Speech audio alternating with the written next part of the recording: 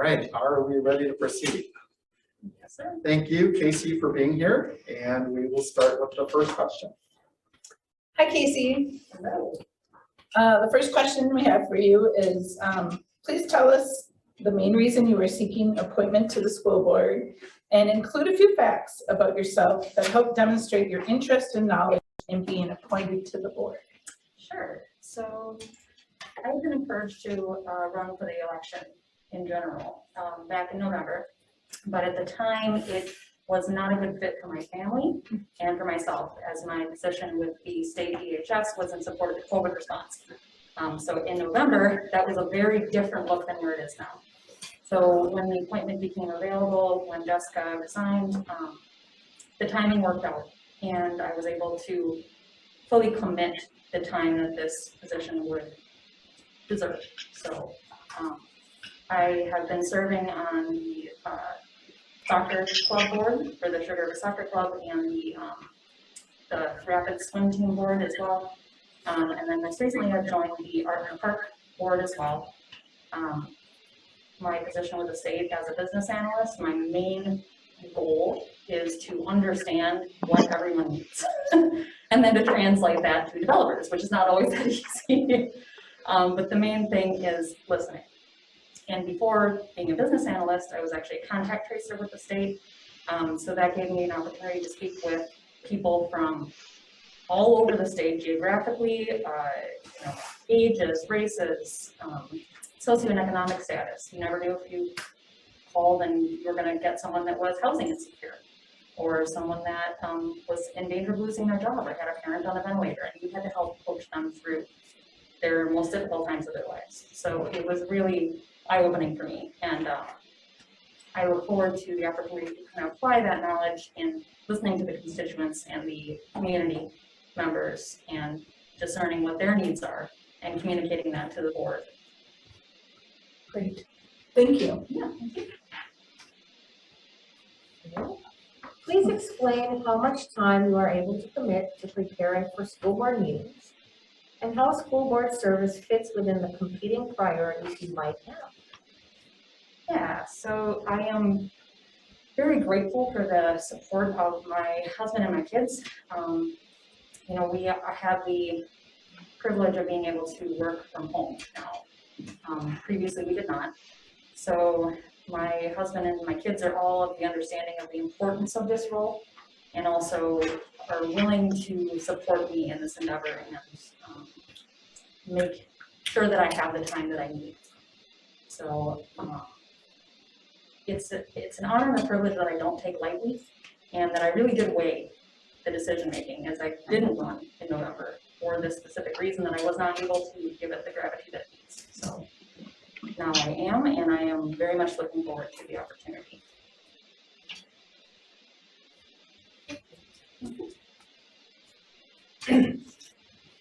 Next, I should explain anyway, if anyone doesn't understand, some of us have masks on, just let us know.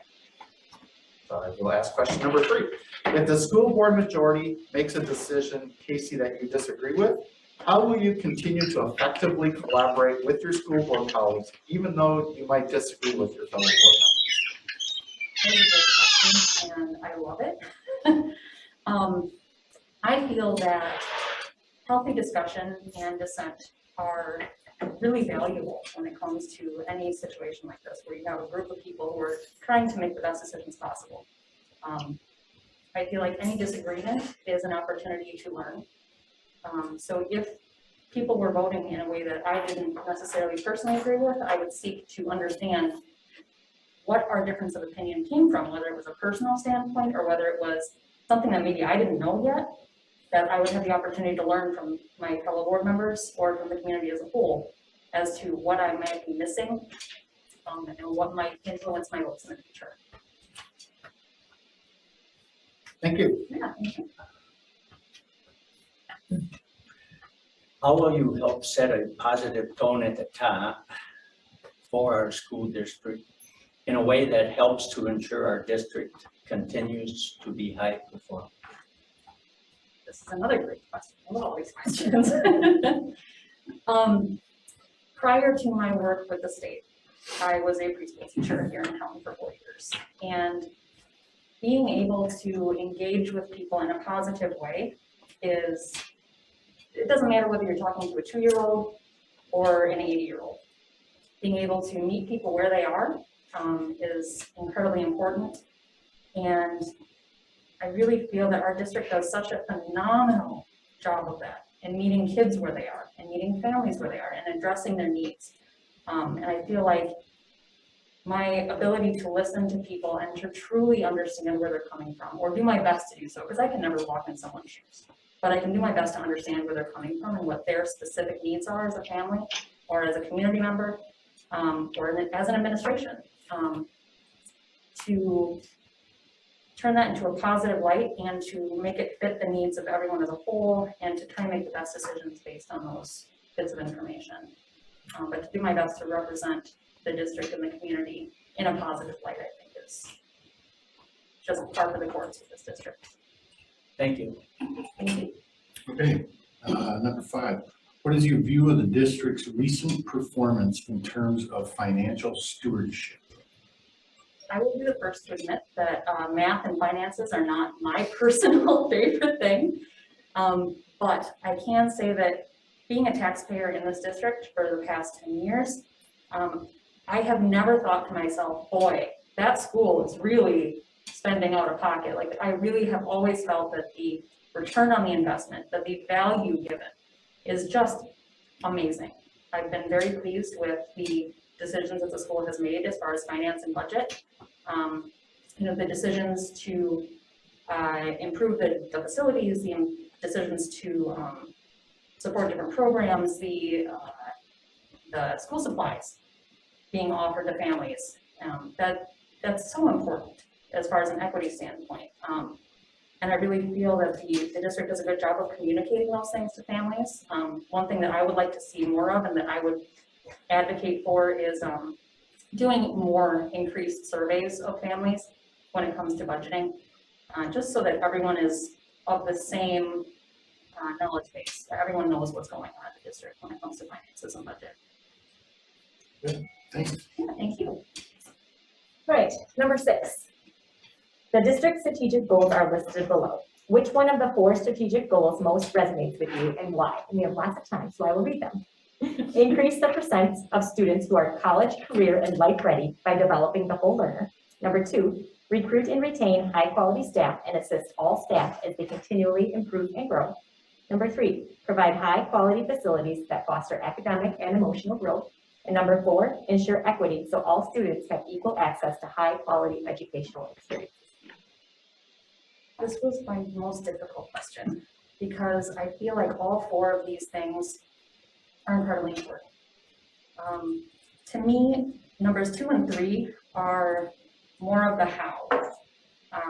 Number 1, to me, is the why. It's supporting the whole learner and preparing children for life after their school years is the utmost goal of a school district. It is, what we are here for, and I feel like we can do that through the staff and through the facilities and the environment that kids are in. So 2 and 3 to me are kind of in support of number 1. So number 1 resonates with me, obviously, but number 4 is in my heart. Through my position in the state, I have been able to have my eyes open forcefully to my own privilege. And that was really a stark difference to my upbringing and my life as a whole. Just seeing the different things that people are facing. And even within our own school district, you just may not be aware of those things. So being able to look at every single thing with an equity focus, or that mindset in your head of, how can we make this equitable for all of our students? How can we make this the best possible solution or decision for all of our students, for all of our families, for all of our community members? I really feel like that is something that I am striving to do better as a person in my daily life, and that's something that I would definitely bring to the board as something that I try to view everything from an equity focus, far more so. So that would be, I think, be my choice. Number 4 would be. Thank you. And that's 6 questions. Any follow-up clarification questions? Yes, Larry. For number 5, you mentioned math and finance are not your thing, and well, yes, you have a 6th grader who seems very strong in math. Yes. Congratulations on that. Thank you. Yeah, that's all my husband. He's an economics guy. Like that's his career. So I just let him handle that kind of stuff at home. But I do listen. It's good when the genes complement each other. Yes. It's a good partnership. Other clarification questions? I have one, and question number 5. There's 5 on the check. On the financial stewardship, you talked about surveying more families across the district and all the taxpayers. Could you give an example of the types of things that you might think should be surveyed? Yeah, you know, I can't recall seeing a whole lot of specific surveys with regards to continuing certain programs. Like I mentioned, the school supply program, or, you know, maybe look into increased funding for school lunches, or, you know, just applying some of those things. And I would be very interested to hear what the families of the district as a whole had to say about those things and where they might find the most value or the most interest. So I would be very interested in doing some data collection and some I like data, not numbers, but data. And just, you know, getting a better view of how the parents and the families and the, you know, taxpayers as a whole in the district would be interested in spending those dollars. Whether they are still in line with what the district is doing, which I have no reason to believe that they aren't, or whether they would rather see increased funding in other areas. Like, would they rather spend more money on the staff? Like, would they rather try and recruit high quality staff with higher paychecks? Or would they rather, you know, have further programs after school or fund more teams? Or, you know, what would be the most value for the community as a whole? Thank you for that. Yeah. Other clarification questions? Looks like none. So thank you very much, Casey, for coming tonight. And you're free to stay here through the evening if you so choose, or you could leave. We'll be voting at 9 o'clock.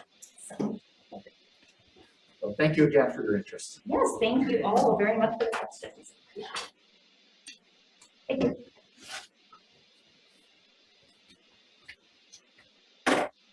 And I'll look to the school board since it is 6:15 and our next interview doesn't start for 15 minutes. You all have the opportunity to take a break because we published an interview schedule with set beginning times, and so you probably shouldn't begin before that. So, 15-minute break. I'll say we have some snacks as well. If you're hungry, there's some fruit and some granola bars stored in the basket and some water.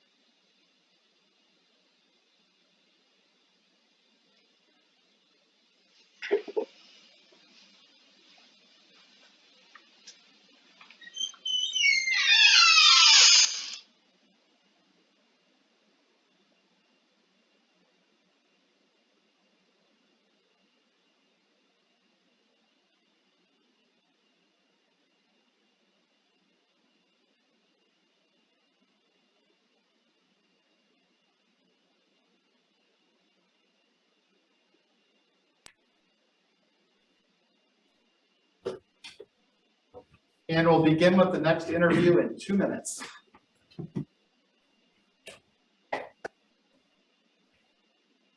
Thank you, Don.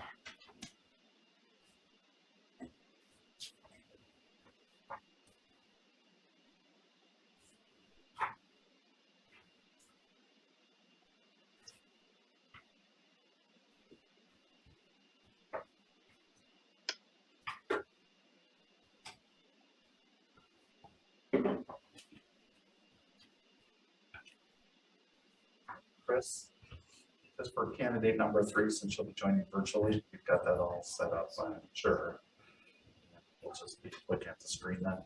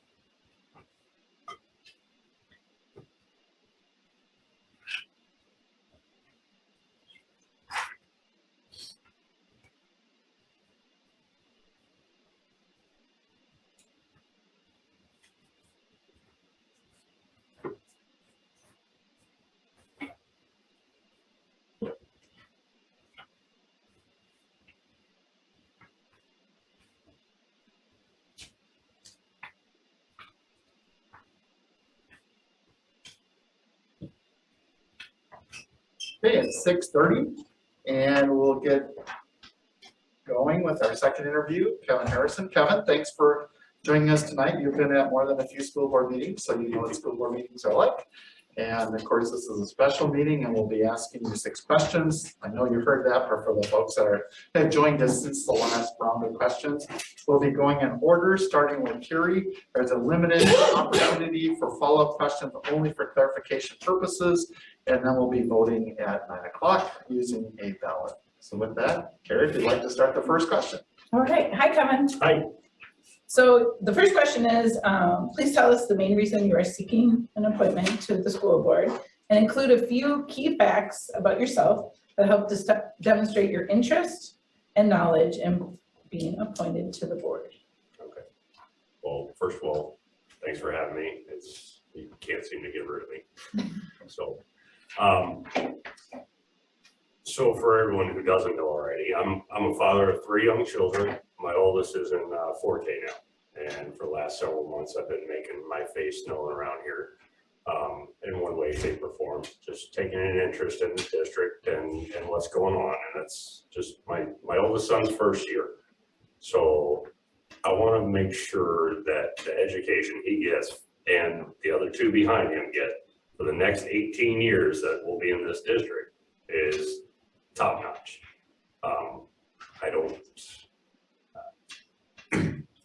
I don't want them to ever settle for mediocrity, and I want the education that they receive to be the best that they can possibly get. I served in the military myself for 21 years, and I always saw the best of people when you push them to do their best. And that transcribes from education to life choices and things of that nature. And I'm a strong believer in encouragement, and I'm a strong believer in just succeeding. I don't let things fail in front of me.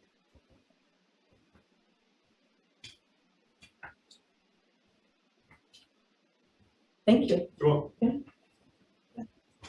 Okay, hi Ken. Please explain how much time you are able to commit to preparing for school board meetings and how school board service fits within the competing priorities you might have. Commitment's something I know about. So, and I'll say that and lay it on the table. I've committed myself to every aspect of my life. 21 years in the military, the last 5 years as an industrial maintenance manager, a father of 3 in my mid-40s. There's, yes, I probably need to go back to school for that one, but I believe when you commit to something, you commit to it as a whole. My wife is in support of me. My oldest child supports what he knows, and he really has no understanding, but he supports me. So good job, Dad. I even talked to my boss at work. So, you know, I know that commitments like this take up more than just your normal off time after work. They take up middle of the night calls sometimes. They can take all times of the day, and you have to be ready and willing to give that up. And that's something that I am ready and willing to do.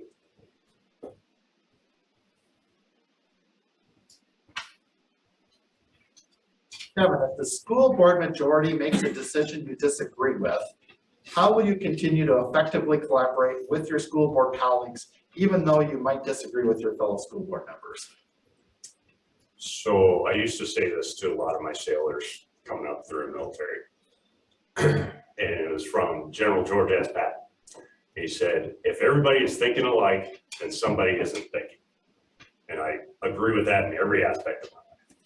If you have a room full of people who agree 100% on anything, no matter what it is, even in recent history of things going on in our country, there's always another perspective that can push you over the top and get you better than you're currently in. And if you don't listen to those, you know, if you don't listen to those opinions or those understandings of something and take all of that on board, then you're failing the group that you're leading. And in this case, it would be the school. So you have to be able to take those opinions, work together, because compromise is what moves things forward. It's not just the common opinion. It's working together for a common goal. And the common goal is the betterment of the school district and the education of our kids. Okay, thank you. Thank you. Number 4, how will you help to set a positive tone at the top of our school district in a way that helps ensure our district continues to be high performing? I believe in setting the bar high. If you aim for mediocrity, you will get it every time. And that goes for even kids learning ABCs and things like that. You know, I had parent-teacher conferences today, and I don't want to know that my son is doing just what he's supposed to do. I want to know if he's going above and beyond. I want to know if he's excelling. And I want to encourage him to continue to do that. And I believe we have an obligation to actually encourage kids to go above and beyond the standard of education or the standard roadblocks that are in front of them. You know, we can't just let them achieve something. They can't be all on the same playing field all the time. You have to push them as hard as you can and as far as you can. In my life, I fell a little short in school. And I have no qualms about that because that put me where I am today. You know, I didn't apply myself. You know, in my mid-30s, I started college. You know, and that was after 18 years of the military. You know, so where I sit now, I applaud the people who did push me and the people who got me to the point that I'm at today, because I couldn't be here without them. Thank you. Okay, number 5, what is your view of the district's recent performance in terms of financial stewardship? I don't like this question. And I don't like it because it's an interview and I don't want to give a bad answer, but I have to be honest. And I feel in light of recent events, especially with the major referendum and stuff and how the construction project has turned off and been pushed out of here, I feel that was a big hit to the district and it's going to be an even bigger hit than we see. Just working construction oversight and things of that nature, I know that like materials, including like copper, is up over 300% in the last year. You have shortages of everything.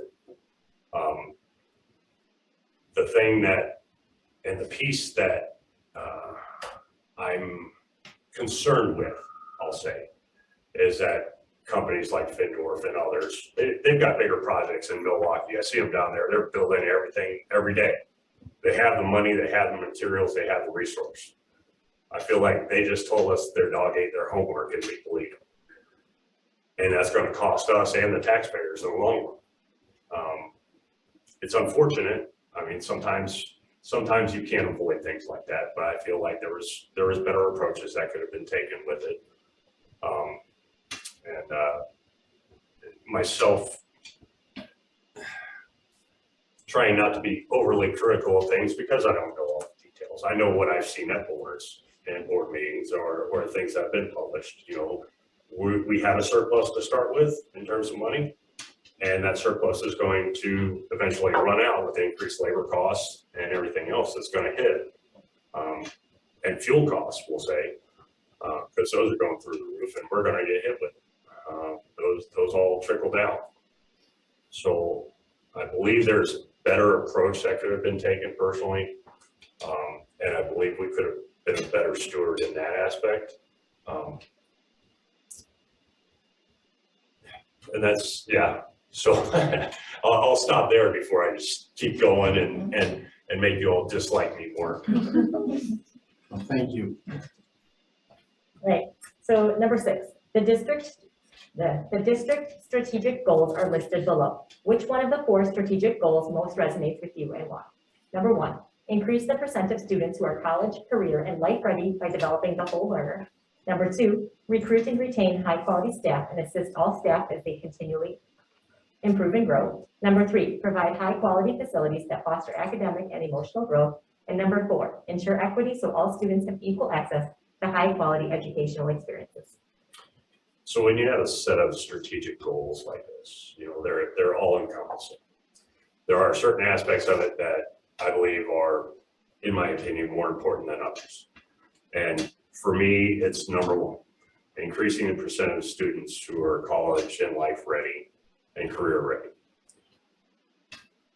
I always like to look up numbers and things like that because I like to know what I'm walking into. So Wisconsin DPI grades the district of New Glarus at 74.1 out of a scale of 1 to 100. When I was in school, a C was okay, and if I went home with that on my report card, I was going to be proud. I believe that we can do a lot better on that front, and I believe the administration has been doing its part to turn those numbers in an upward direction.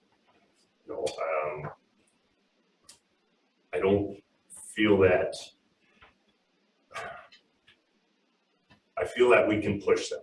Again, I like to set the bar high. And it's important to set those goals out and bring the students up to them.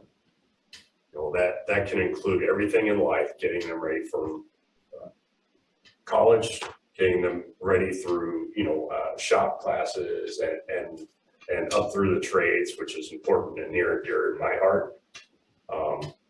Military service, those kinds of things, they're all career and life changing, and we have to get them ready. We can't let them fall on their own sword by giving them excuses to fail. And it's important to all the kids to focus your attention on that aspect at times. There's other parts that go along with it, but if you don't push them hard enough, they're going to fail. And mediocrity is not what I'm going to allow in my household. And I'm sure a lot of the parents that are in here watching want the best for their kids. Some of the times that I've come in here and spoke, I've received a lot of messages after the fact. Strangers, people I've never met, that we've only lived in town for 5 years. And these people are reaching out to me saying, thank you. We feel like we have not had somebody stand up for us, or we're not getting listened to. And we want our children to be going in this direction. I talked one time about some of the technology technology improvements and things that we're undertaking. And I feel a lot of those things circle back to the whole life of a child and dealing with issues of mental health and things of that nature. Like, it's all encompassing. And if you take a step back, look at every bit of it, and focus your path forward, you can blaze them through without the minutia on the side and get them taught and get them where they need to be in life. So, thanks. Clarifying questions, Lord. Any clarifying questions? Yes. What do you consider to be minutia? It depends. I consider a lot of things minutia. It just being military, very straightforward. Military background is very straightforward. Here's the end goal. The stuff that trickles along, we bring it with us as best we can, but we have an end goal to achieve and we push to get there. If I want my child to be a straight A student, I am going to try and teach him or get him taught to the best of my ability to be a straight A student. If that means that he can't keep up with getting to that objective by doing soccer, swimming, X, Y, and Z all at the same time, he's got to drop one or two. And every situation is going to be different. In every situation, there's no one size fits all. Again, it's situational dependent, and you can't put a blanket statement on anything and everything that's going on, especially in the school district. There's going to be oopses, oh by the ways, and things that need to be tagged on in order to attain that end goal. Maybe there has to be exams and stuff that they have to score certain percentages in order to get up to that point. Maybe there's extracurricular that they have to be a part of, or a subset of education, AP classes, something along those lines in order to get there. Okay, well then we tuck that in and we put it in the basket and we push them in the whole basket.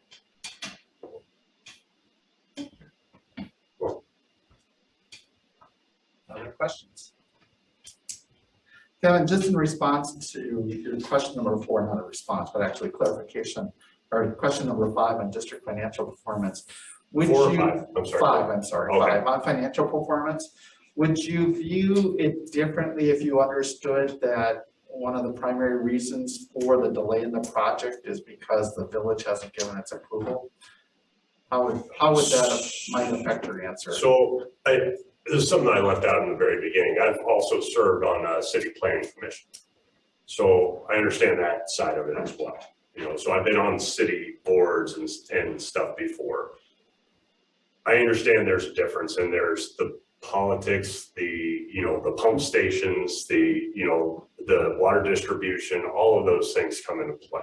So they do slow down the overall problem. I mean, in my opinion, I think, contractors should have had that in the bag before they came with a start date, or at least a plan to move forward.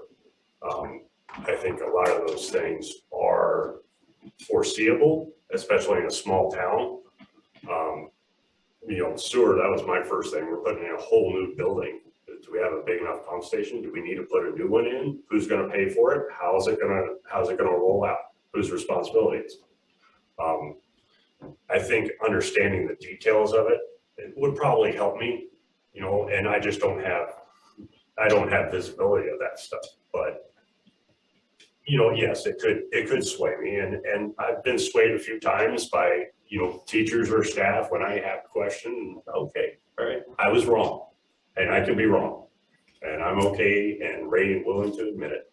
So, Okay, thank you.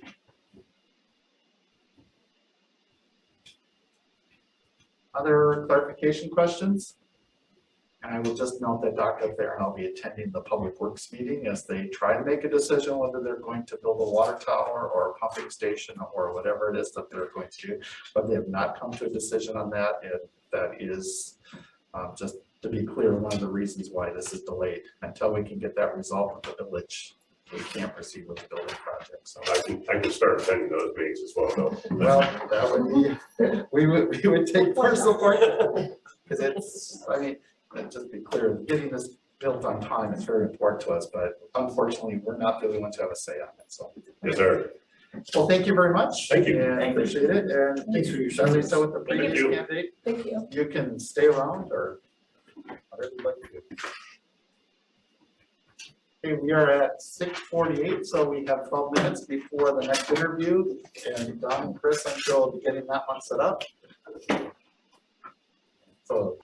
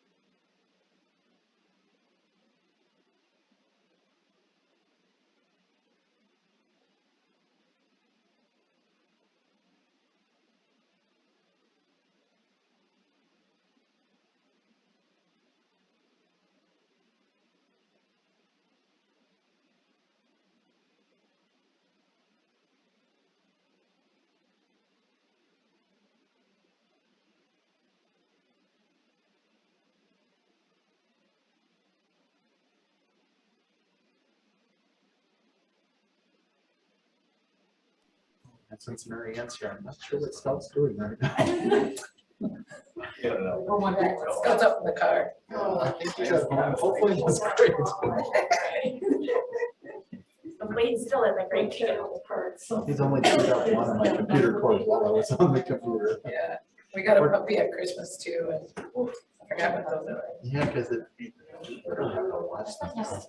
I know. Because I just started typing. And I'm like, oh, sorry, cut through the cord. I'm sorry. Didn't want to lose him. And no matter how many toys you give them, they always want the shoes and the socks. Last night I was outside just burning some of our perennial grass. And garden beds, and coyotes were very close by. He didn't like that much. Yeah, I didn't like it much either. yeah. We had coyotes in the horse pasture yesterday. One of them was very interested in. Really? Yeah. Oh, they make me so. When they get aggressive, you gotta take them away. Well, it's their mating season right now, right? Could be. I think February. they must have just gotten a rabbit or something. Oh, they were good.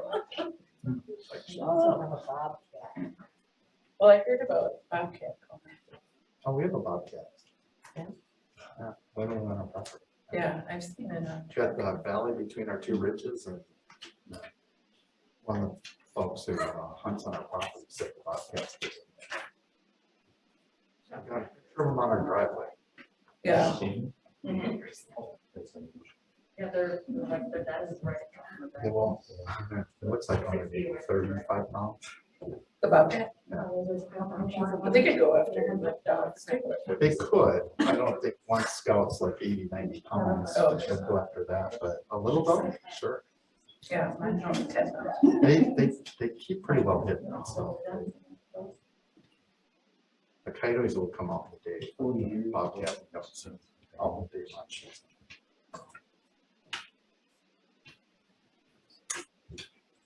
One more minute. I think she. And I don't know if Heather can hear us. Can you already hear us, Heather? Good. Okay, excellent. She heard her whole entire discussion. And you heard us talk about bobcats and coyotes. Coyotes.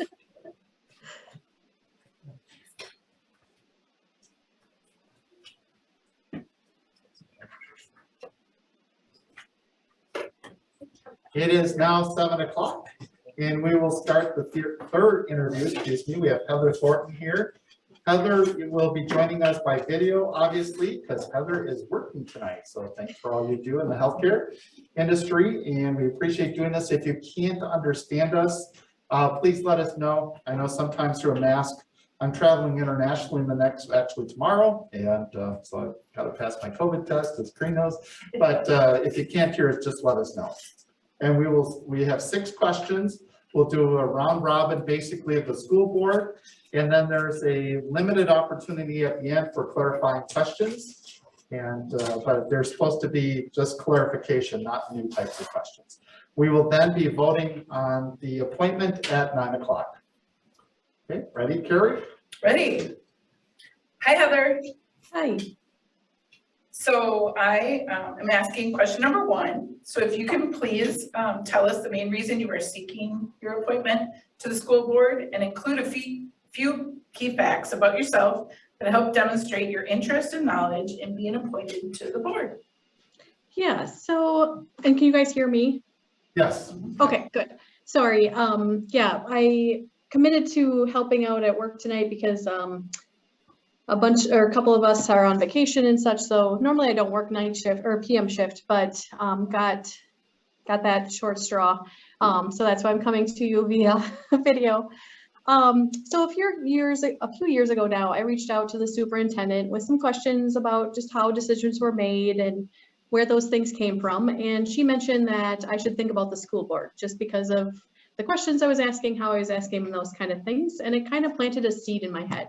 At that point, my twins were like 18 months maybe.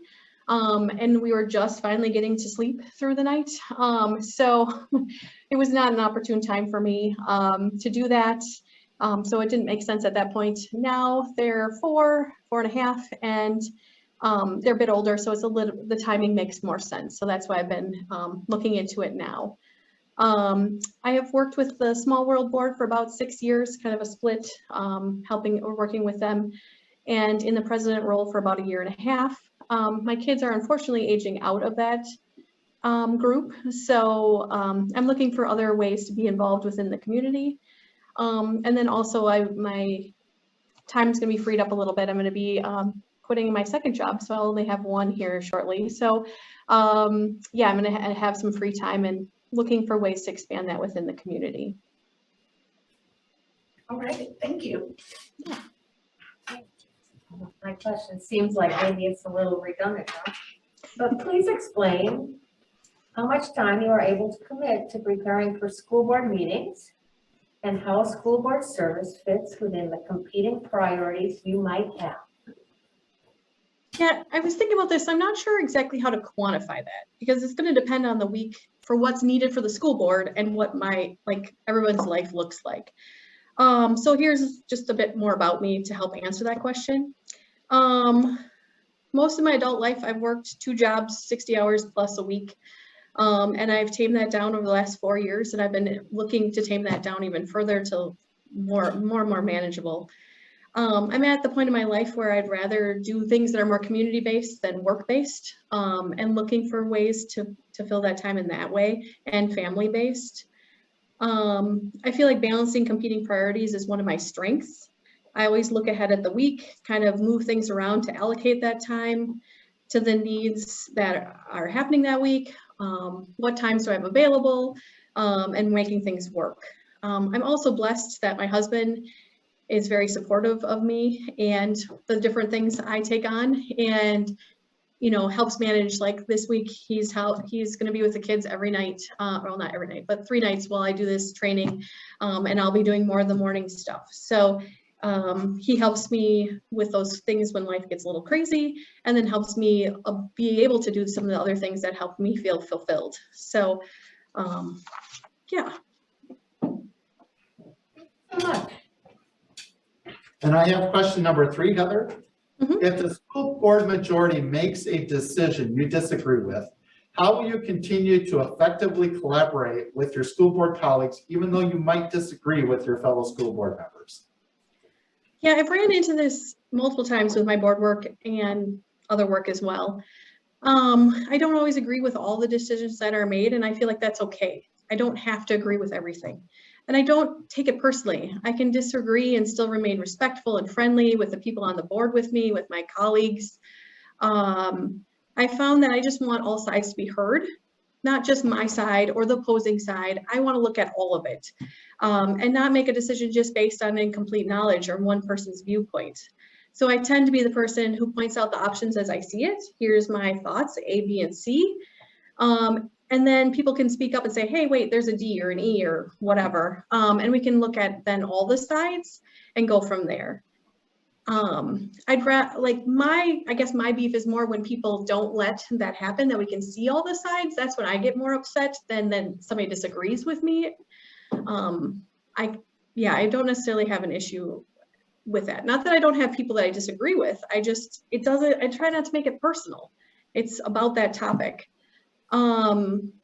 If the sparing sides are heard respectfully, then I feel that conversation went well and we can all move on. My boss actually commented in my eval that I received on Friday, and she stated, Heather can look at the same thing I've been looking at it and see it from a very different perspective. Her insight into the big picture and what our customers or our staff need is outstanding. So like that ability to just kind of look at all the sides. That recently I've had a coworker who we've butted heads a couple different times, but we can still stand in the hallway and have talk to each other respectfully, joke about things. We just know there's certain topics we're going to disagree on, and we'll have a good conversation about it and move on to the next thing. Thank you.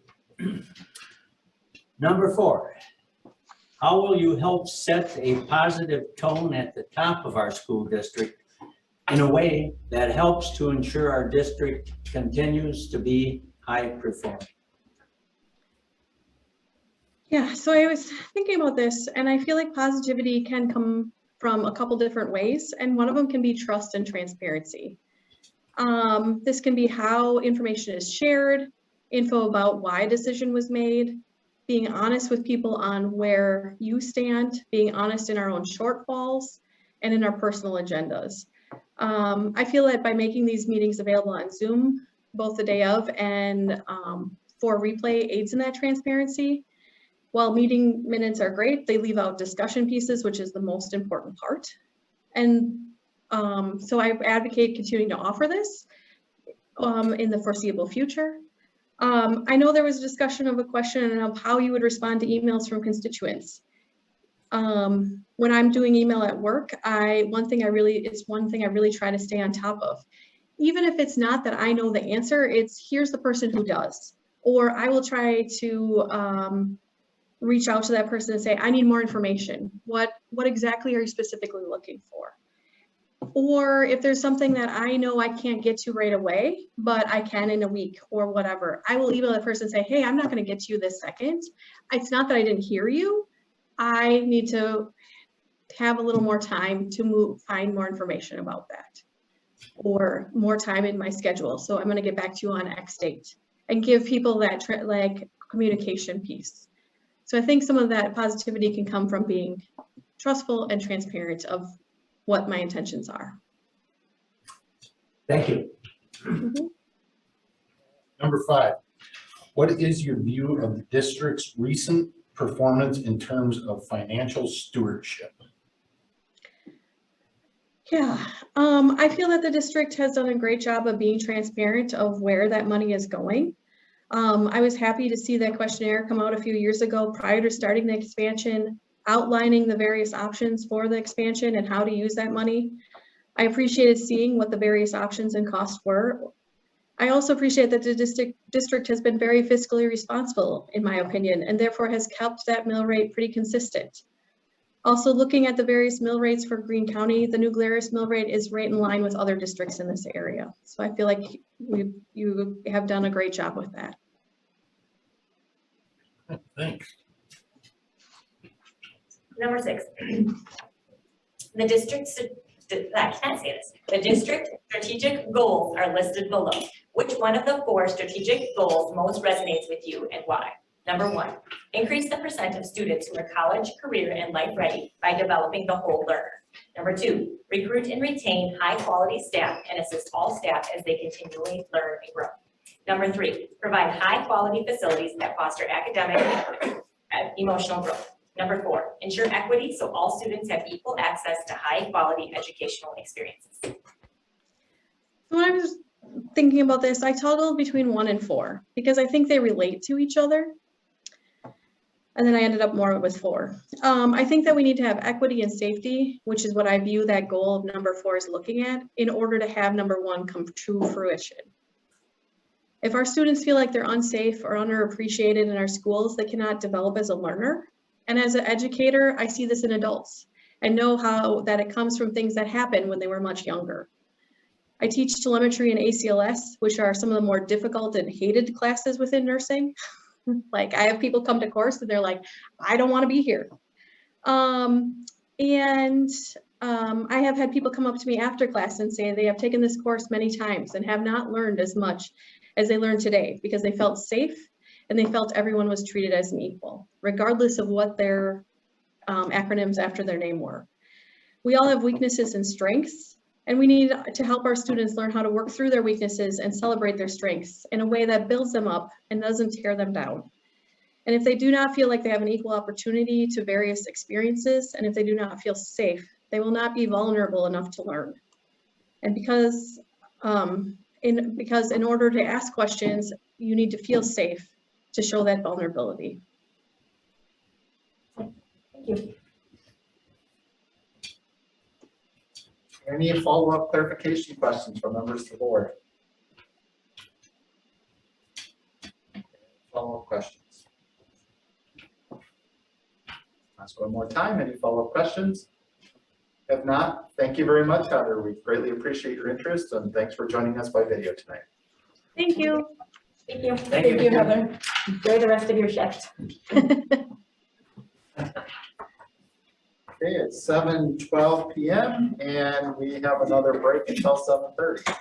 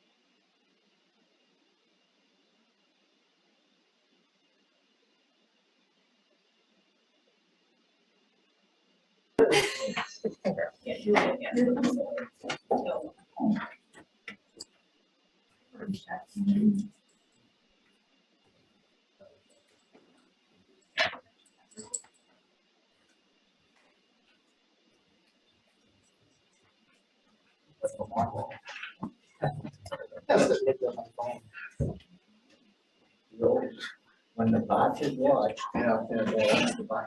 It is now 7:30, and we have our fourth candidate for school board appointment, Casey McCoy. Casey, welcome. Thank you. Glad you're here. Thank you very much for your interest. What we'll be doing, I don't know if you've heard me describe the process on any of the previous candidates, so let me just repeat it for you. We have 6 questions, spaced about 25 minutes. And we'll be going in this order. Each school board member will ask 1 question. We'll have a limited amount of time at the end for any clarifying questions. I can say that at the end. So, any questions before we begin? Okay, excellent. Start with Cari. Hi, Casey. Hi. So I have the first question. Can you please tell us the main reason that you're seeking the appointment to the school board? And can you include a few key facts about yourself that help demonstrate your interest and knowledge in being appointed to the board? Thank you much. And by the way, thanks to everyone. I appreciate the opportunity to be considered for the position, by the way. So I would have to apologize a bit because I wasn't sure the difference between this question and the one I submitted. So I don't think I could do it better than that. So I'm here, the reason I'm here, the reason I put my name into the hat to be considered was maybe old-fashioned, maybe oversimplified, but I think everyone has a responsibility to contribute to the community in some way or another with nothing expected in return. I've done that for a lot of my career. I've had public service type positions, primarily fire service positions, as a paid position and as a volunteer position. I've been a volunteer firefighter since about 1989. So this, when this position presented itself, this opportunity presented itself, it was just another way, a different way of contributing back to the community, the school, and honestly to my own 13-year-old, my own daughter, who's in 8th grade here at Glarus. I had been interested in a school district position or a school board position for, well, 13 years maybe. You know, when you start having kids of your own, you think about those kinds of things more often than maybe did before. And I think I got started more serious about it about 5 years ago. I started considering it. We were, the district she was going to at that time was a large district in Minnesota. It was about 8,000 kids in the district. So the board positions were very political. The board itself was very political. So I chose not to apply for that and not to put myself out there for that. And so, like I say, having the opportunity to come here and have this opportunity to contribute again to the community and to her future, that was an opportunity to continue that community service, I think. And I don't know how many times you can say community in one sentence, but just but what I'd like to bring to the position, to the school board, is about 20 years of experience in publicly funded, statutorily directed programs at a state level. Within that, I've done budgeting and managing those programs that you have to ensure that you're following statutory direction from those programs. My fire service career has given me what I would say is a pretty strong decision-making skill set. You know, in a chaotic, very dynamic, constantly changing environment, you have to get better at making decisions. Now, I've never claimed to be the best decision maker at all, or the best fire scene manager at all, but I've had a fair amount of practice at making decisions. I think I also have an eye for details. I like to think that in a project or whatever we may be working on, I'm going to be the one that's focused on the minute details, the what if might happen 10 steps down the road, and bring that back to the decision-making process at the beginning of it. And I also think that I really understand that in a position like this, or well, any position, listening is a great skill.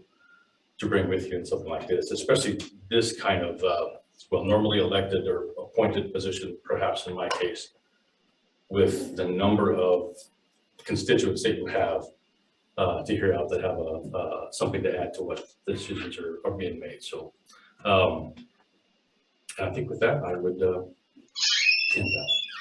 Yeah. Thank you so Yeah, much. Nancy, please explain how much time you are able to commit to preparing for school board meetings and how school board service fits within the competing priorities you might have. As I mentioned before, I've been in state government for more than 20 years, and if anyone's had that opportunity, the name of the game in any kind of government position these days is do more with less. So I'm not a stranger at all to balancing a variety of priorities, competing demands on an often short time frame. For example, at one point, this was in when we were in Nebraska, I was managing my full-time job was training firefighters statewide. So that was the full-time job. Was also my boss had retired, so I was managing a good chunk of his duties in an acting role. At the same time, I was on the volunteer fire department, a member of 2 fire service organizations in the state. What else was there? More to that.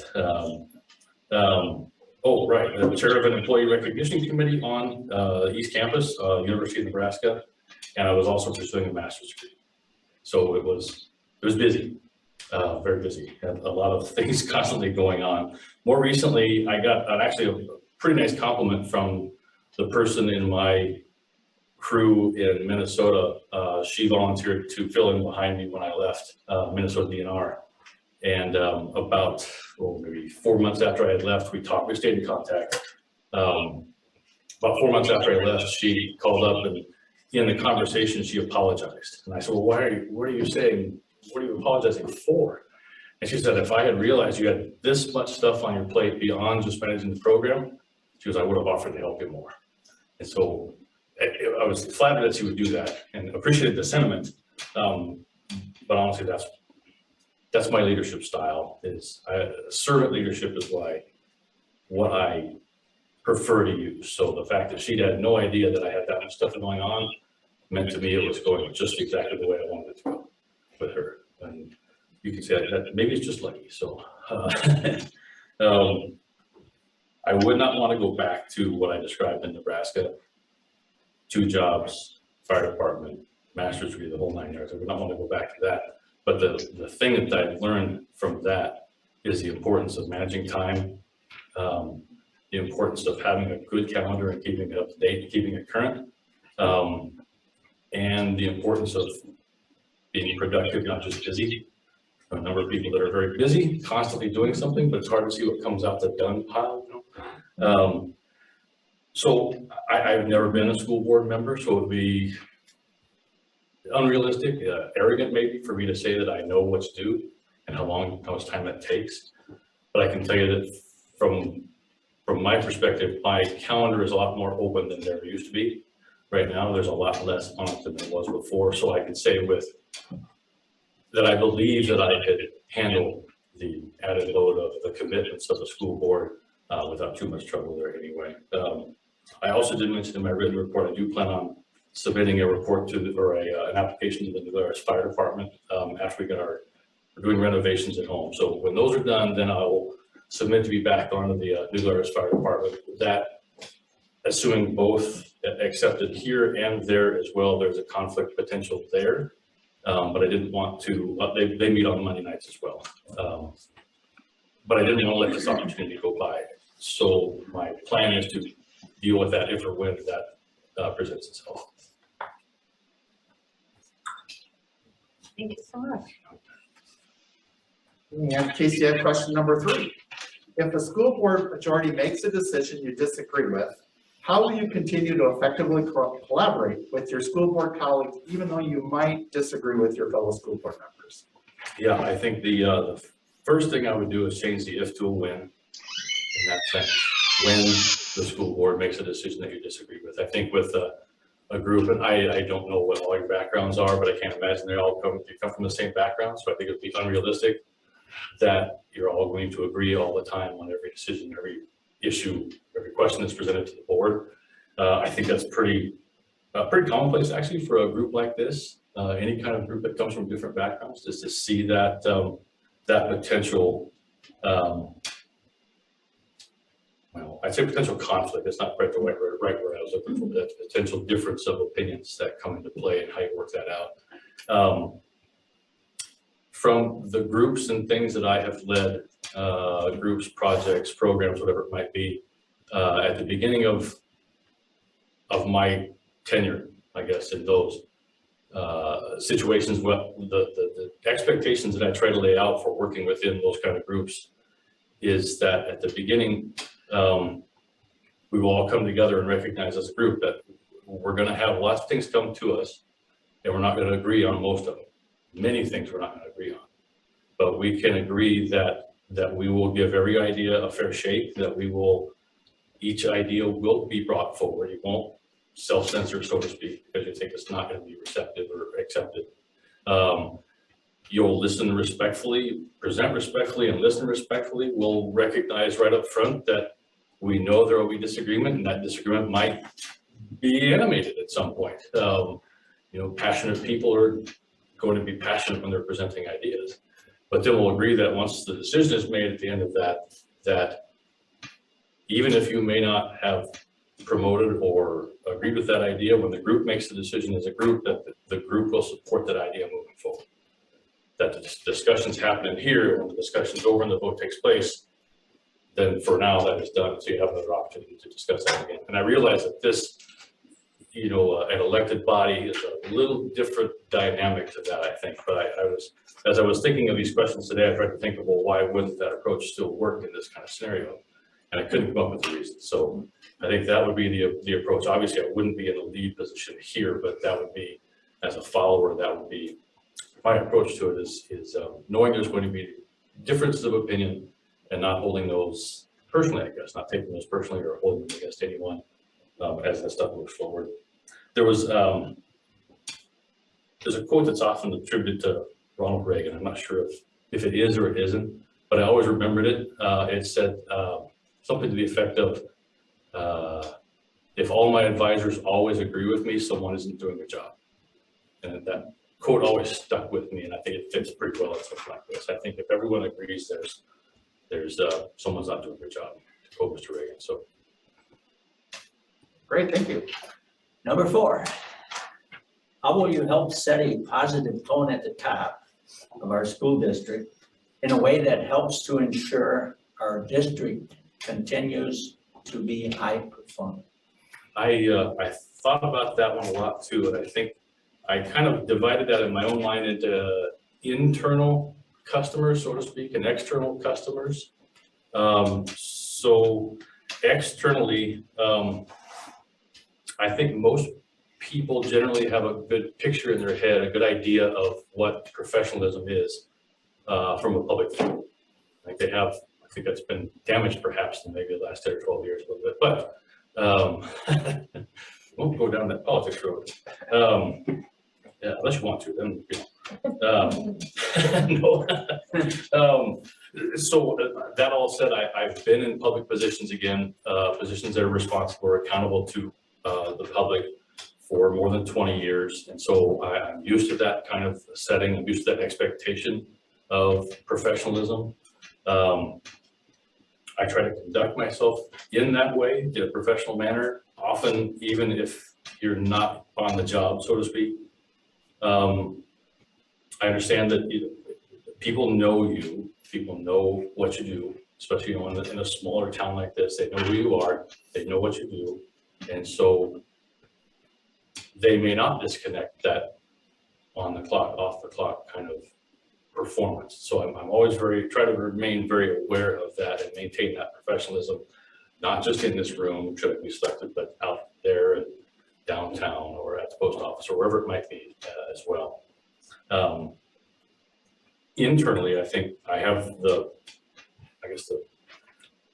I feel like I have a good skill that I've always been able to work with and get along with just about anyone. I think I can count on one hand the number of people that I just couldn't get beyond some things with those folks.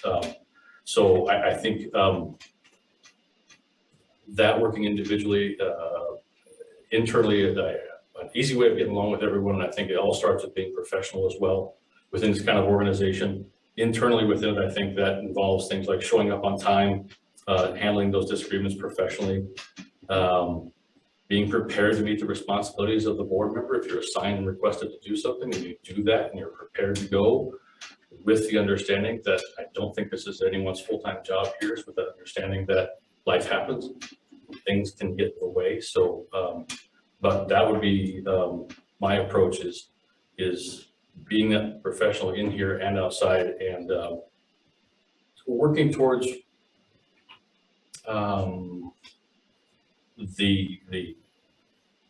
the fact that the group here, the board would function as one body. Multiple members would function as one body coming out the end. You're going to have disagreements. You're going to have differences of opinion. We will deal with them when they happen and move on to the next one in the way that at the following day or the following meeting or whatever it might be. Thank you. Okay.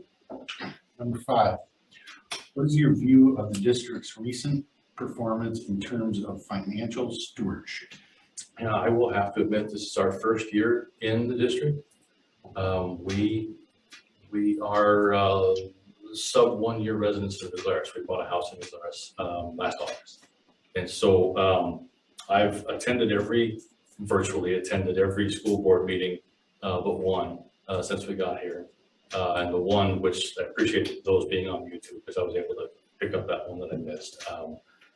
And so in that time, I've only heard, from a financial standpoint, I've only heard one thing that for me and my background would have been concerning to me. And that was, I think, last month, the month before, I think it was ESSER grant funding. And that there was a decision that was to use, I think, part of it towards, it's like 0.2 and 0.2 FTE towards personnel out of the grant funding. And my background, I have more than I care to mention experience working with grant funded positions, grant funded programs. And I'm not an expert on school board funding by any means, but on the side that I was on, working with state forestry agencies is primarily where I worked with grants. And that grant funding was, let's say, less than reliable sometimes. And so that's what made the grant funding using, granted, even just total 0.4 FTE towards salaries, towards people, that caused me to be concerned. Like I said, I am no expert on school board funding. I believe, if I remember from the discussion as it was happening, there was some discussion about finding where that would come from and identifying where that would come from in, I think, what was it, 2 or 3 years when the funding is done, if I remember right. And so that, I think, is a kudo, if you ask me, pat on the back for thinking about that in an advanced way. That was the only, from the funding side, my personal experience since I've been here. So I try to do some homework as well. I have no life, so I spent, that's a joke, you can, yeah, thank you, it helps. I look back at board minutes and meeting minutes going back to about 2019, to see what I could find in there. And the one thing that stood out to me, especially coming from Minnesota, they were, it was not very common, maybe it was more uncommon for school boards over there, school districts over there to not have good success with referendums. And if I've interpreted things correctly, the last 2 here have been successful, 18 and 20 or 21, if I remember that correct. Mm-hmm. And so that, to me, I think it's pretty easy. It's logical to interpret from that the constituents, if they're passing referendums 2 times in a row, it's logical that the constituency has a lot of trust for the management that goes on, the financial management that goes on at the school. I, as someone who has offered to be a part of that and recognizes that goodwill, I recognize the importance of maintaining that goodwill. In my own management of like again, a lot of grant funding, a lot of grant dollars. I tried very hard to remind myself whose funding that is as we were spending it, and do everything we could to maintain that trust in the public and how it was spent, and be able to tell them, here's how it was spent, here's what we did with that money. So, Thank you. Number 6, the district strategic goals are listed below. Which one of the 4 strategic goals most resonates with you and why? Number 1, increase the percent of students who are college, career, and life ready by developing the whole learner. Number 2, recruit and retain high quality staff and assist all staff as they continually improve and grow. Number 3, provide high quality facilities that foster academic and emotional growth. And number 4, ensure equity so all students have equal access to high quality educational experiences. thank you. Well, I think obviously if you look at all 4 of them, they all have importance to the school district. From my perspective as a potential board member, I think number 3 seems to stand out. The facilities related goal seems to stand out as something that very strongly falls in the wheelhouse of the school board to take something like that forward, especially from a funding standpoint. So that one I think was obviously important. From a personal standpoint though, I think the 4th one to me captures kind of the overarching, this is what a school does. As I was reading it and reading through it, I think it even was, in a sense, it seemed to kind of be almost a restatement of the mission and vision statements that went along with that strategic plan as well. I would say, given my background, I would, if you'll indulge me for a moment, I would change it if I could. I've done some strategic planning in my background. With one state agency we did some strategic planning with, and I've also written a lot of news releases as part of my previous position. So for me, I always angle towards how do you use the fewest amount of words to say the same thing. And so for that one, I think it could be shorter, but I think it would still say the same thing, but it would be clearer and shorter and more representative, I thought, as well. So, and the other thing I thought it had, to me, it struck me as having a little bit I didn't come in here thinking you were going to get critiqued tonight, did you? So I apologize in advance. To me, it has a passive voice. The other 3 start with increase, recruit, and provide. And this one starts with ensure. And so to me, it had a different sound to it, had a different tone to it a little bit. So if I thought the way I would reword it if I was king of the world would be provide high quality educational experiences to all students. And to me, it had the same end goal, slightly shorter and I think slightly more representative too.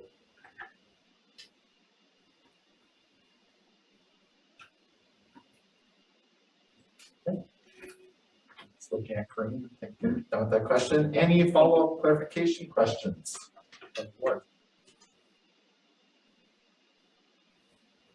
I'll just ask a question. In your work at the Minnesota Department of Natural Resources, can you talk about a $400,000 budget? Is that the amount of grant funding that you're dealing with in your program? No, that was our regular budget. We had, it was so hard to tell. We had usually about $600,000 a year in grant funding. That was, most of it was pass-through grant funding. We brought it in, that was primarily for fire-wise, reducing fire potential in communities out in mostly northern Minnesota for the most part. But so we would manage it and give it out to counties and communities for their own local projects. Any other follow-up questions from the board? And we do appreciate the fact that you are always pretty much on watching us, and at least as long as I can remember on board meetings. So we thank you for your interest, not only tonight, but just watching school board meetings every couple of weeks. So, thank you. Yeah, thank you much. Thank you. Thanks. And we will be voting at 9 if you want to stay around, otherwise you're free to leave too. So whatever you'd like to do. Yep, I will. I'll go watch on the. Okay. Got a little break. Thank you.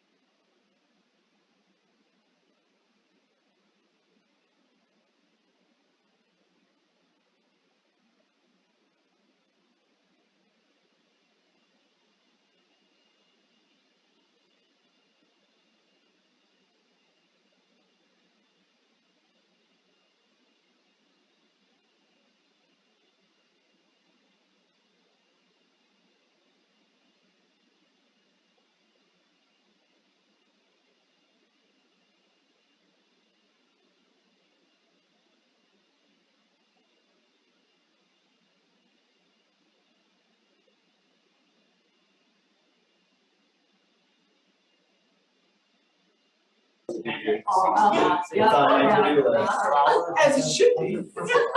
Thank you, Karen.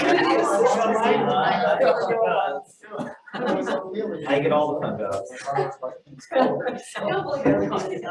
just glad there are no pictures. Better not get like generic. I'll send you a list. I know that. Oh, God. You better not. I'll send you coupons. Oh, that's awesome. See, I remember the shopping too. How's it going, Jenny? I'm good, how are you?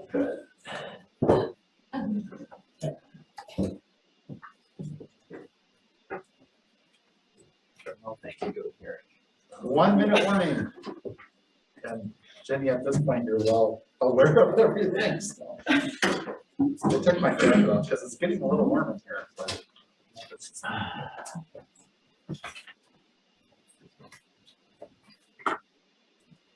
Still very nice outside.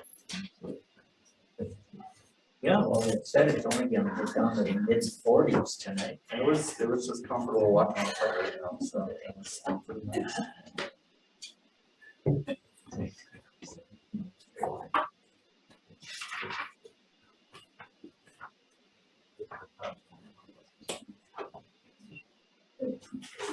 Okay, it's now 8 o'clock and we'll start with questions for our fifth candidate, Jenny Julseth. Jenny, welcome. Thanks for being here tonight. And you've already seen the process that we've been using for the other 4 candidates. We'll just continue to follow the same process.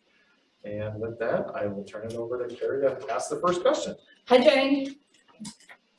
So, as you've heard me say, can you please tell us the reason why you are seeking the appointment to the school board and include a few facts about yourself and help demonstrate your interest and knowledge in being appointed to the board? So thank you, everybody, for inviting me here tonight. I feel really honored and privileged to just have a chance to talk openly with everybody and share my perspective on things. So the main reason that I'm seeking appointment is really simple. It's student success. It comes down to the students for me on every aspect of why I'm here. When I think about student success, I think it comes down to all of us as a team, thinking about parents, thinking about administrators, teachers, everybody, school board members working together to think about what is best for the students in our district. I truly believe that every student deserves to succeed here. We have a great team of administration and staff that care a lot about our kids, and I really think that we you guys as board members and me potentially as a board member, we're here because we need to support everybody to do what they need to for the kids. I'm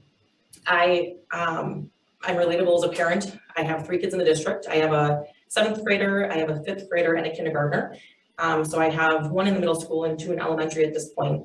I have a lot of positive connections with a lot of the families and kids in our district. My husband and I are very actively involved in a lot of the sports and activities that our kids are part of.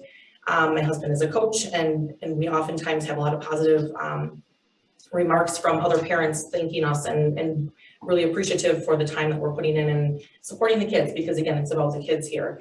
I've been a social worker for 16 years. I work for Dane County Human Services, and I've had 2 different positions within working there. My current position is very focused on permanency and well-being for kids. I advocate every day for kids in their best interest.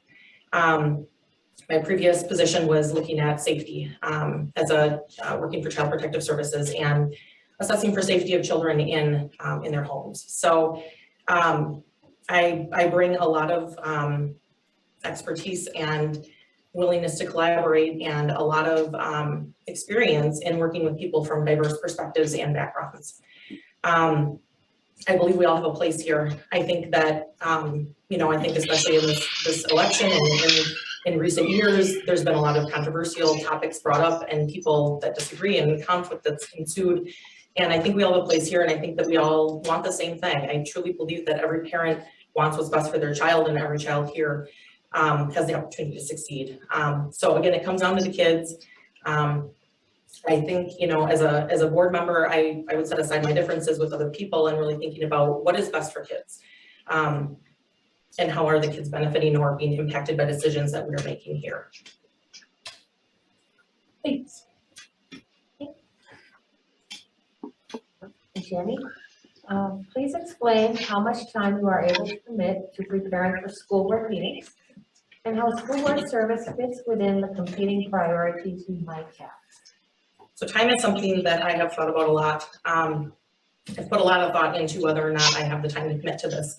I've thought about it for many months. I'm the only candidate of the 6 that you're connecting with tonight that put in for the general election back in December. I put time and thought into it prior to that.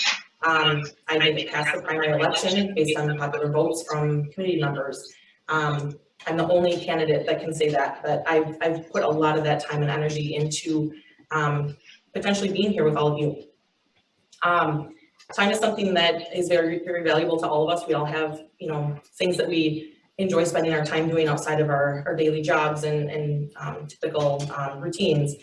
My kids are really important to me. They're my priority. But I can tell you that as active as my kids are and as involved as my kids are, I have a great support system with my husband. We have a great connection with a lot of other parents. We all help each other out, making sure that our kids are all where they need to be and fully dressed and appropriately there with all their equipment and things. So I feel like I have a huge support system that would allow me to carve time in to dedicate toward the kids in this district. I'm not here to build my resume. I'm not here to get any accolades or anything personally from this.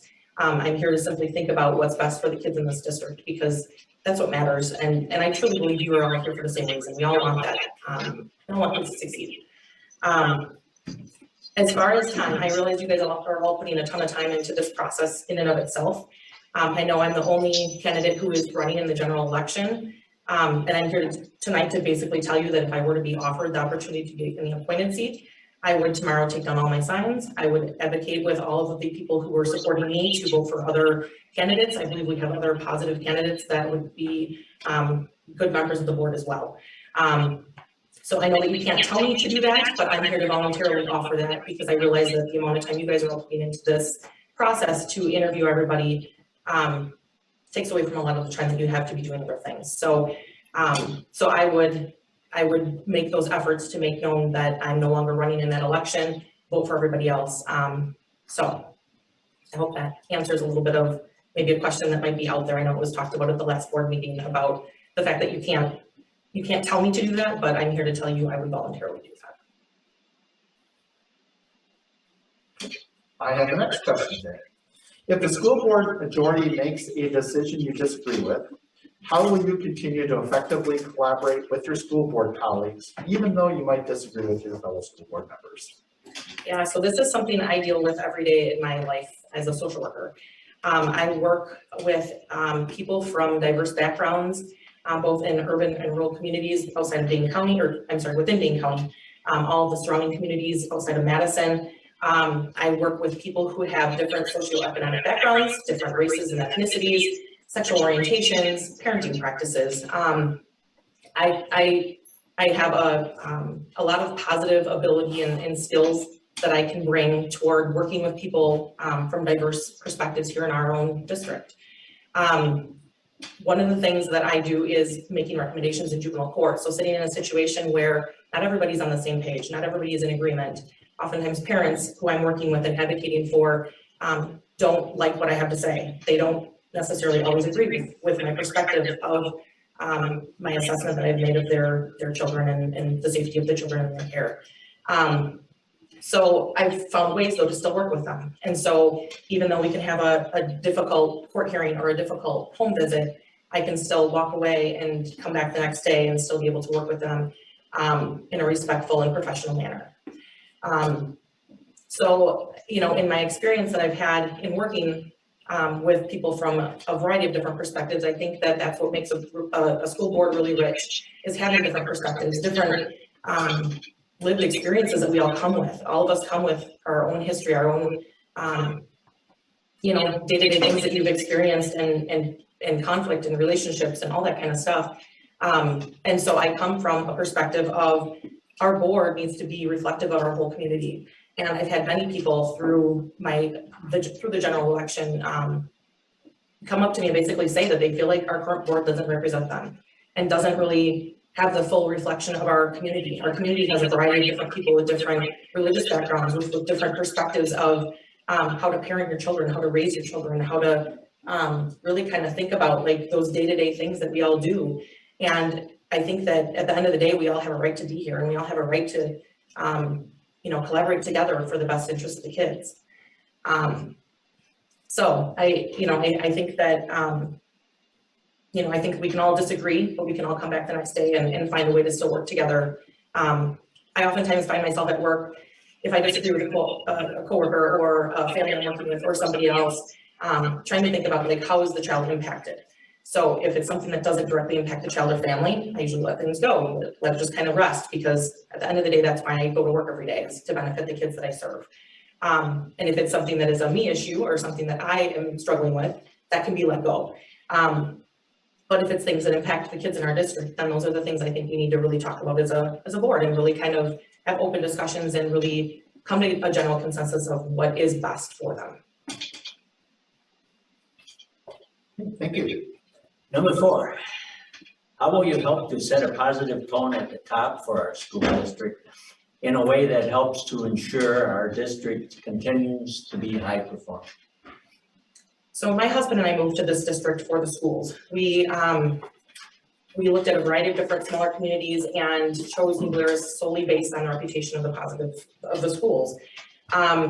Our first interaction was with Laura Eicher, and she was the very first person we ever connected with, and it was the most amazing, welcoming experience we've ever had at a school. And so I feel like all of our families deserve that opportunity. All of our families deserve to feel welcome here.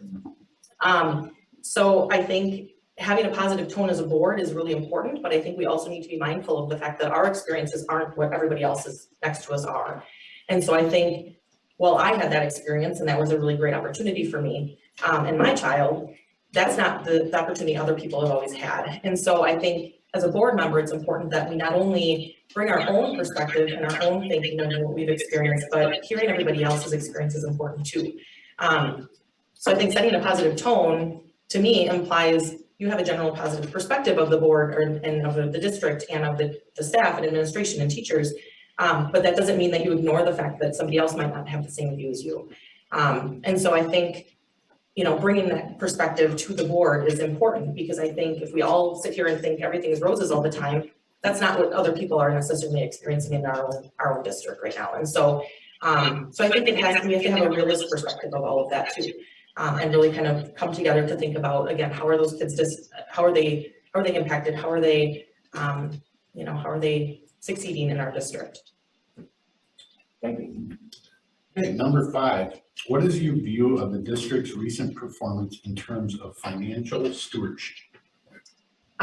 So this is something that I think for me, in my experience, I've had a variety of different boards and committees I've been part of through my employment with Dane County, and I feel like there's always a learning curve with all of them. And so I'm not here tonight to tell you I'm an expert on financial budgeting of any kind. But what I can tell you is that in every board and in every situation that I've been part of, I've adapted, I've learned, I've really put in the effort to try to learn those policies that drive that particular committee or agency, or in this situation, the school district and the policies that we set forth.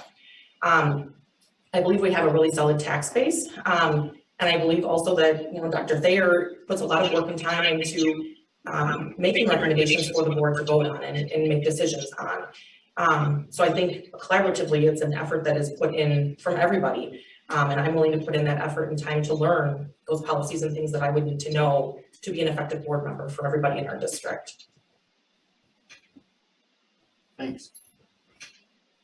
Okay. Number 6. The district strategic goals are listed below. Which one of the 4 strategic goals most resonates with you and why? Number 1, increase the percent of students who are college, career, and life ready by developing the whole learner. Recruit and retain high quality staff and assist all staff as they continually improve and grow. And that was number 2.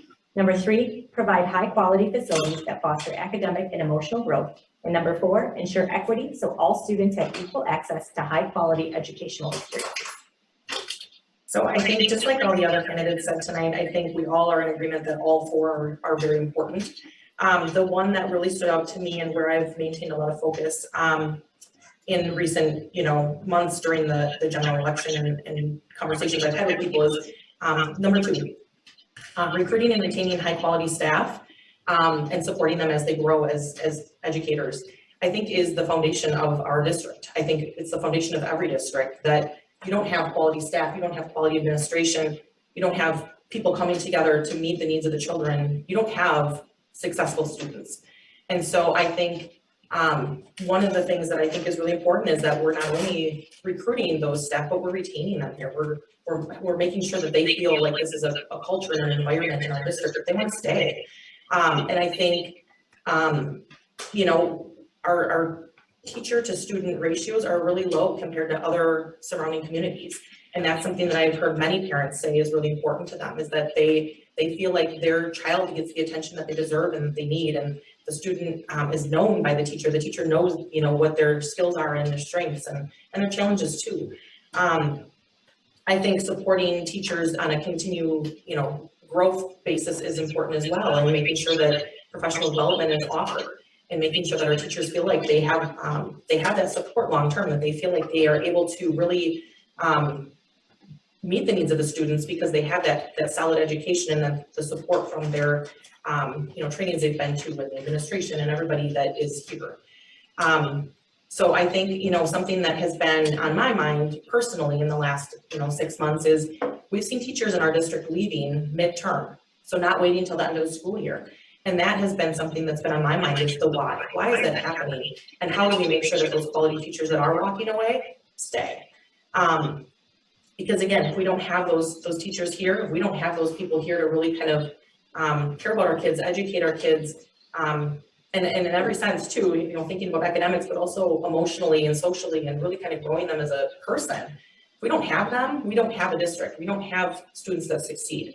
And so that's why that one really sticks out to me, is that I see the administration and the staff that we have in our district as the backbone for our students to learn and grow and be successful someday. I truly believe that we all want what's best for the kids in our district. I truly believe that every parent that comes here cares about their child. They want to team with administration. They want to team with our teachers. They want to be heard. I think that our parents deserve to be heard. And they, you know, they have that expertise of their child that nobody else has. Even though I know teachers and administration spend a ton of time with our students, parents know their child best, and our parents need to be heard. And I think that our parents really, you know, I think that their voices at the table need to be here. As I said before, I have 3 kids in the district, and I think that's something that I can bring to this board, is having those lived experiences alongside a lot of the other parents in our district is important. So I'll wrap it up with that, and thank you very much for everybody's time. Thank you. Clarifying questions from the board? I just had one question, on question number 3 about, I think you have the questions in front of you, right? At the end, you indicated basically making a decision what is best. Can you just elaborate a little bit more on that? Yeah. Sure, yeah, so I think there's gonna be times where we come as a board together and everybody's in agreement, and that's great. But there's gonna be times where people have different lived experiences and perspectives that they bring. And so there's open discussion, there's collaboration. That's where I think the richest conversations happen, is when you have people who aren't all thinking the same, that can come together and think about how are our children in this district going to benefit from whatever policies or decisions that we make.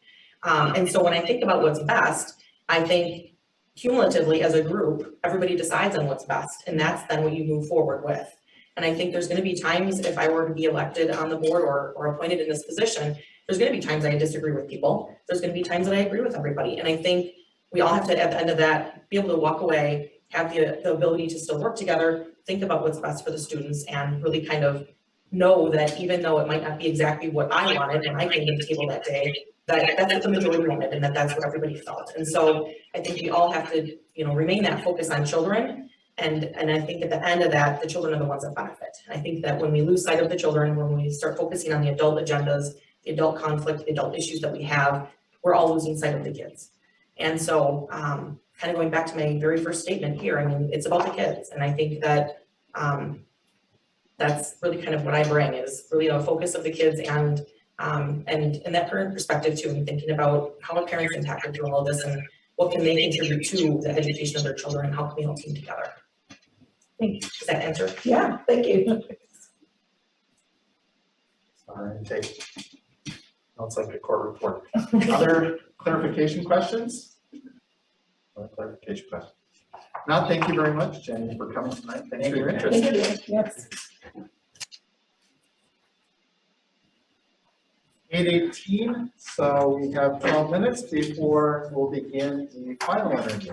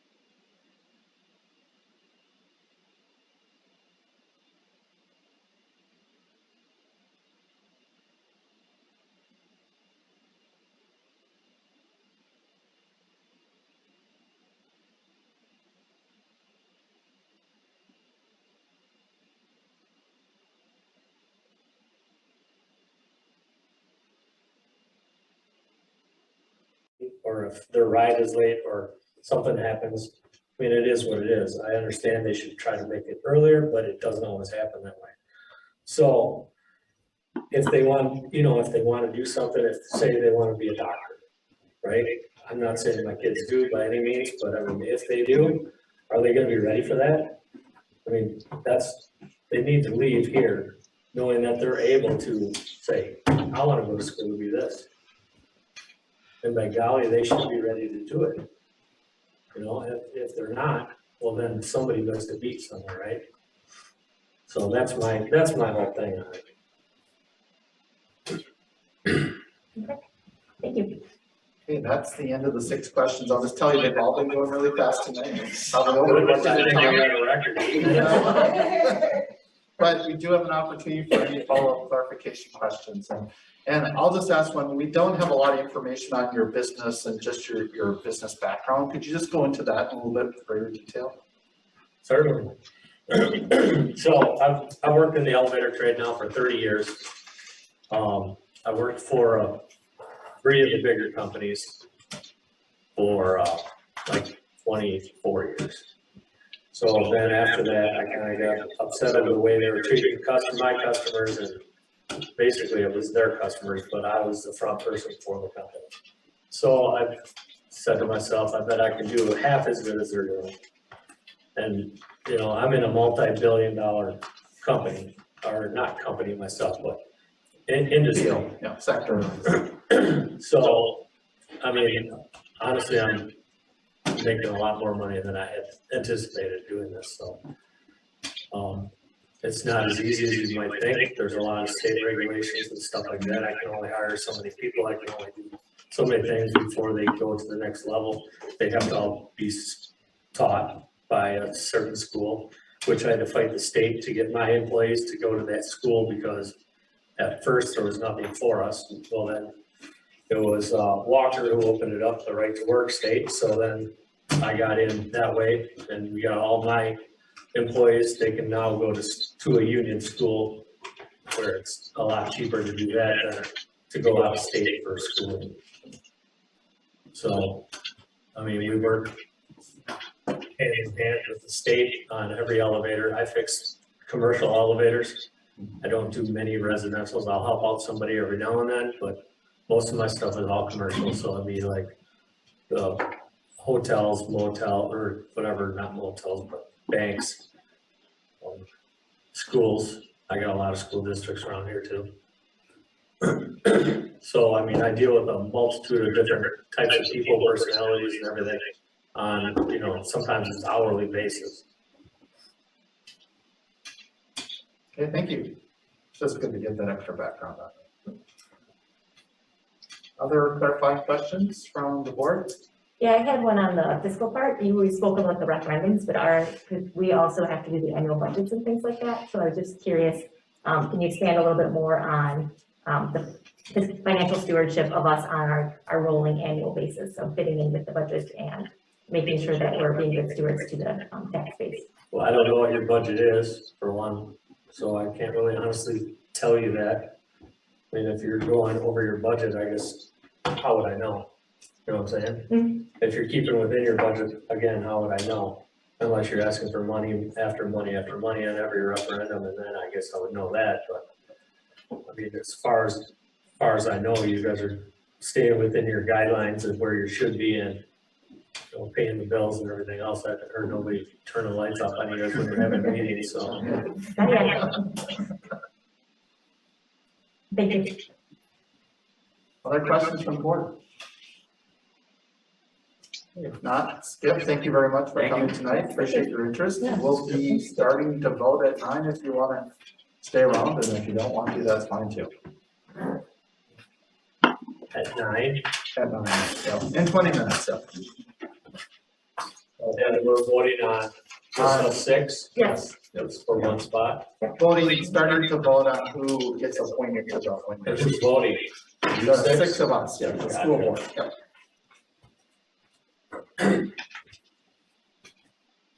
That's all. What do you guys know, servers?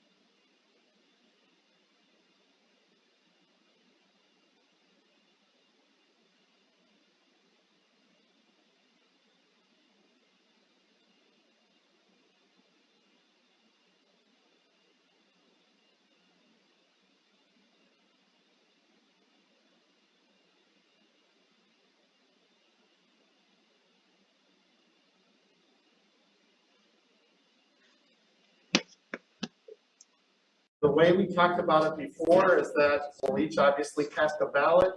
I've asked if there's no objection from the school board, that Chris and Jennifer collect the ballots, tally them, and then Chris will announce the results of that ballot round.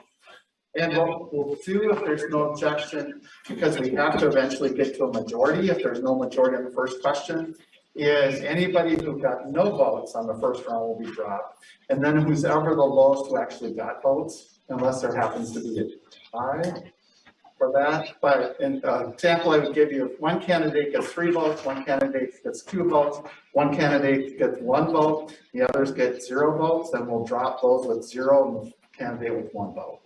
Because what we need to keep doing is redistributing those lower votes up higher to be able to get to a majority. Does that make sense to everyone? And I've seen it in action a lot of times. I think you probably have seen it too, and it's about the only way to actually get to a result if you start off without a majority. If we have 4 votes for any one candidate on the first round, that person will be appointed. But we'll keep balloting until such time as we get to a candidate with 4 votes, unless we get to a point where we're deadlocked, and then we'll have to discuss what we want to do about that deadlock. Any questions, concerns, objections? Do you want us to number the round on the ballot? That's probably a good idea if we just put vote Just to number make sure. 1 Okay. on here. So if everybody be willing to please cast your ballot. And again, Chris will be collecting, unless anybody wants to make any comments up front. So as far as the first round, are we to rank them or? No, just the candidate you support. Okay. Yep. Okay, in the first round. Because we don't know how to do the ranking Sure. and the rank choice, which I don't. Okay.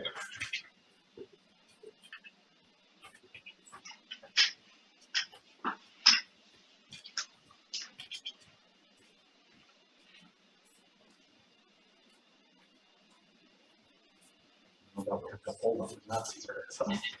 No. Okay.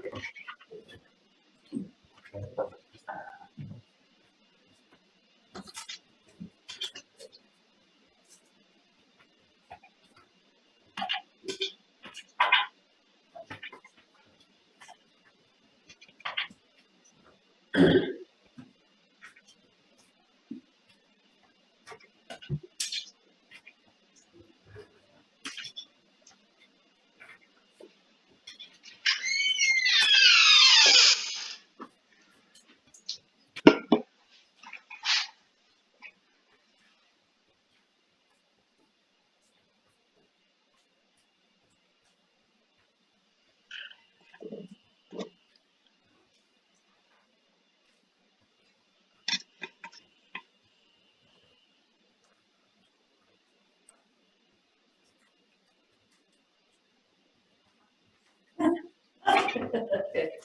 So we have 3 votes for Casey Umhoefer, 0 votes for Kevin Harrison, 1 vote for Heather Thornton, 1 for Casey McCoy, 1 for Jenny Julseth,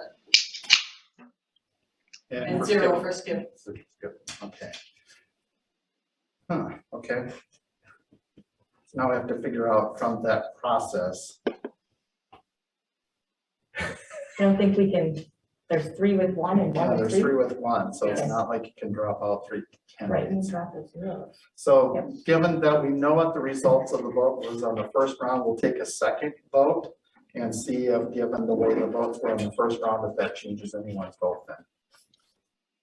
Because I don't, in other system, you drop out candidates. Yeah. Can I ask a quick question? Yes, absolutely. Is there any interest in explaining, having any discussion about? Because we're open to discussion. I mean, if they want to, No. not required, but I just wonder if sometimes a bit of discussion sometimes helps clarify. Do we want to see how this round goes? And if we have the same It's up to sort the of, board. Do you, if you don't feel I'd like. rather just vote. just go again? Okay, so vote, yeah, we're gonna leave all the candidates back on? No, only those who got votes, so it'll be Casey Umhoefer, Heather Thornton, Casey McCoy, and Jenny Julseth will be the candidates in the second round. Anybody want to make any comments or do you want to go straight to a vote? It's up to you as a board. Go to, a vote. Oh, okay. Sounds like Unless anyone that. else. All right, please put ballot number 2 on your top of your ballot.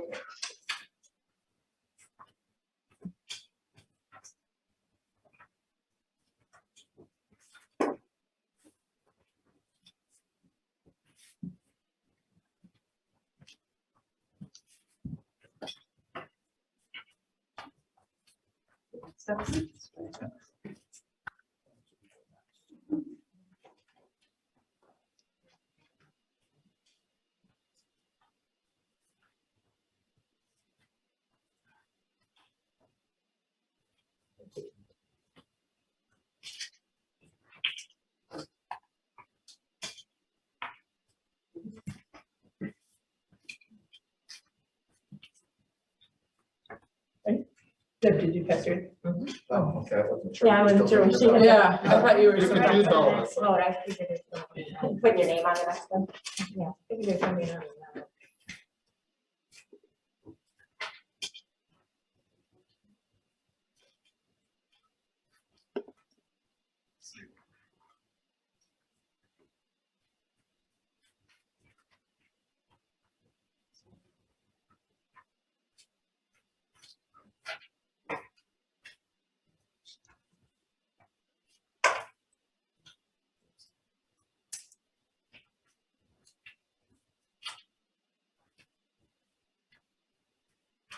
So the results for this round 2 votes are 4 for Casey Umhoefer, 1 for Heather Thornton, 1 for Jenny Julseth.